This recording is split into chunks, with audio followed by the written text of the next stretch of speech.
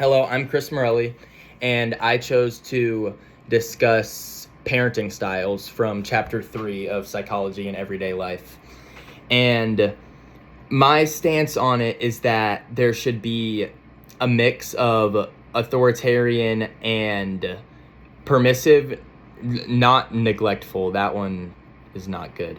And then obviously authoritative, but there needs to be a good mix. So I believe there's a lot of discussions and debates on whether or not parents should be too strict with their kids or not strict enough. And a lot of that comes from the idea of child abuse, which obviously makes it a little different because child abuse is definitely one of the worst crimes, I believe.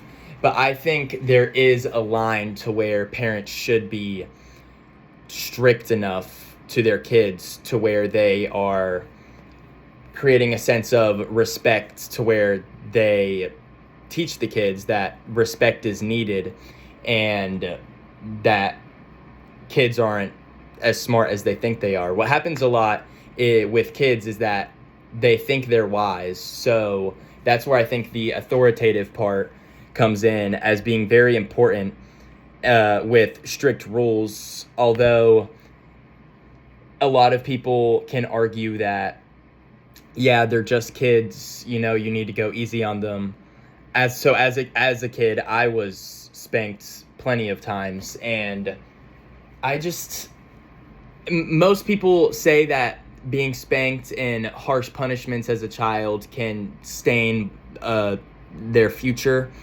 And I think it really does teach kids the right lesson. Obviously not with the pain, that's a different part of it. It's just the authoritative part, which the parent is setting when they're spanking or anything harsh that's not child abuse, obviously. No, there's definitely a border that can't be crossed, but I do believe there is some pretty authoritative ways that children can be punished that is good for them in the long run, because it's teaching them life lessons so what kids don't know at a young age is that many people older than them are much more wiser than them, and they're never going to be the wisest person on the earth. Obviously, that's God.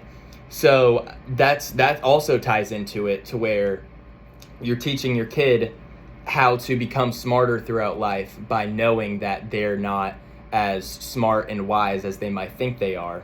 So that's why I support the authoritative parenting style, obviously to a point.